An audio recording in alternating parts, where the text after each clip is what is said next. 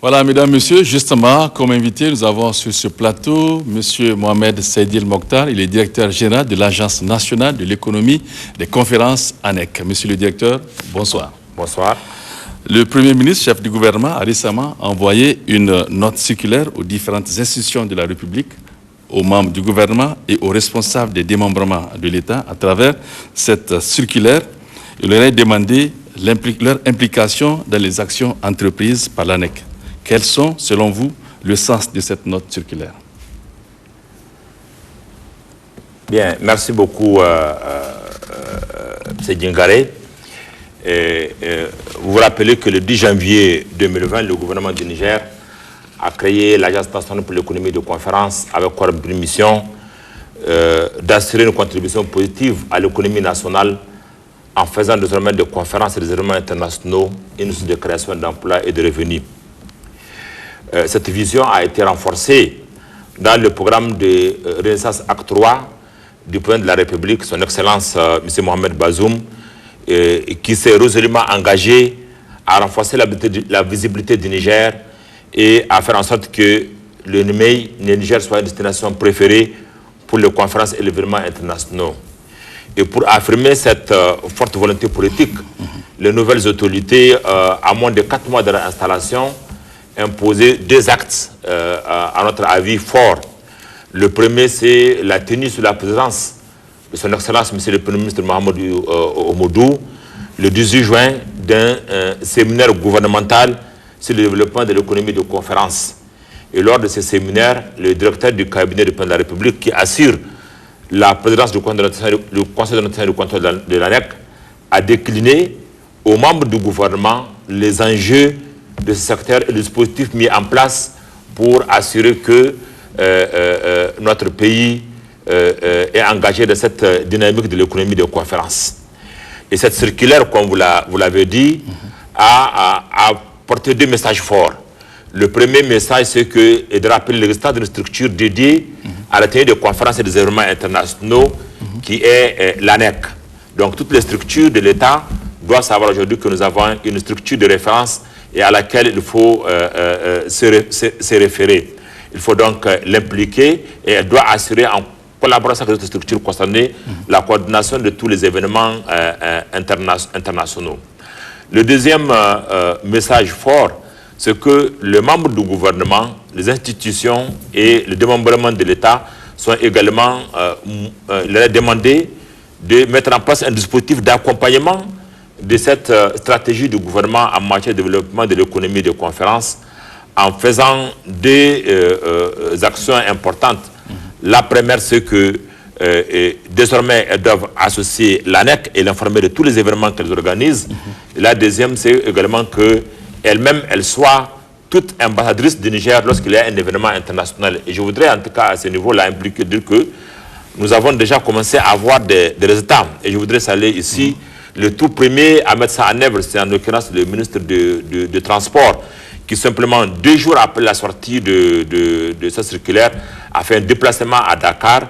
Et lors de ce déplacement-là, il a posé la candidature du Niger et a obtenu l'organisation l'année prochaine, en 2022, de la conférence des ministres des Transports des 18 États à l'Afrique. Donc c'est pour vous dire que vraiment c'est des messages forts sur lesquels il faut y aller. Je pense que ça, c'est quelque chose pour nous qui va nous aider à avancer très bien dans notre pays. Pouvez-vous nous dire, monsieur le directeur général, nous rappeler les principaux objectifs visés par l'ANEC à travers donc, cette circulaire du PM? Bon, l'ANEC, je pense que la circulaire a voulu rappeler aux nouveaux membres du gouvernement les attributions institutionnelles de l'ANEC. Le premier objectif pour l'ANEC, c'est de renforcer la visibilité du Niger sur la scène africaine, sur la scène internationale. Le deuxième objectif, c'est de faire en sorte que tous les événements qui se tiennent au Niger soient organisés dans le respect des standards internationaux. Parce que si vous ne respectez pas les standards internationaux, vous ne pouvez pas attirer davantage des événements. Et le troisième objectif, c'est de faire en sorte que les conférences et les événements internationaux soient désormais pour notre pays une source de création d'emplois et une source de revenus substantiels. Alors qu'attendez-vous concrètement donc, de ces institutions de la République, les ministères et autres démembrements de l'État? Alors, la première des choses que nous attendons, c'est que l'ANEC soit impliquée dans la préparation de tous les dossiers de candidature. Vous ne pouvez pas aujourd'hui vous réveiller et aller rapidement avoir un événement international, parce qu'il y a une compétition internationale qui est organisée. Lorsqu'il y a une compétition internationale, il faut se préparer. Et je pense que je donne un exemple bien précis. La préparation qui a été menée par le Niger, par l'ANEC en collaboration avec le ministère des Plans, nous a permis aujourd'hui d'avoir l'organisation de l'Assemblée annuelle de la Banque africaine de développement. C'est plus de 4000 participants qui sont attendus. C'est vrai que c'est quand même pour 2027. Et ça nous a permis d'être classés devant plusieurs pays africains qui, il y a quelques années de cela, nous ne pourrons même pas prétendre compétir avec ces structures-là. La deuxième que nous attendons, c'est que, considérons qu'il y a une structure qui est chargée de ça. Nous, on n'est pas là pour pouvoir dire que non, tout le monde se met à côté. Le rôle de l'ANEC, c'est de dire que moi, je coordonne et m'assurer que les standards internationaux sont respectés. Et ça, c'est ça qui va faire en sorte que notre pays puisse encore attirer des événements. Et la troisième, nous attendons donc la mobilisation de tous les acteurs, que ce soit le secteur public ou le secteur privé, pour que tout le monde se mobilise et que l'objectif du président de la République de faire de notre pays un hub en matière de conférence soit atteint. Et ça, nous ne pourrons pas l'atteindre s'il n'y a pas une mobilisation. Aussi bien les gens prennent conscience que nous devons être candidats pour accueillir ces événements-là, conscients aussi que lorsque nous accueillons, il faut qu'ils soient bien organisés. Donc, monsieur le DG, avant de se quitter, parlez-nous un peu, en tout cas, de l'appel que vous avez à lancer à l'endroit de ces différents partenaires-là. Alors, comme je le dis, que les Nigériens prennent conscience, à l'instar de certains pays, que l'économie des conférences aujourd'hui, c'est une forte dynamique qui est là, c'est une grosse industrie qui est là. Et les autorités ont très tôt montré la voie à suivre. Notre pays aujourd'hui est pratiquement parmi les 3 premiers pays africains à avoir une structure dédiée exclusivement au développement de l'économie de conférence. Ça, je pense que c'est quelque chose qui doit être. Et les maïs aujourd'hui, comme on le voit, c'est une grosse industrie. Pratiquement 30 milliards de dollars et 50 millions de participants sont mobilisés chaque année. Et si je prends l'exemple du Niger aujourd'hui, on peut dire que les perspectives sont bonnes pour nous.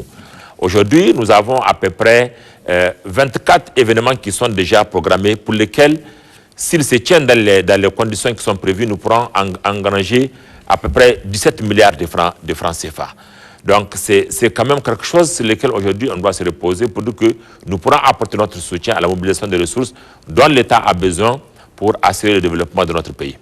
Merci, monsieur le DG. Je rappelle qu'il s'agit là donc de monsieur Mohamed Seydil Mokhtar. Il est directeur général de l'ANEC.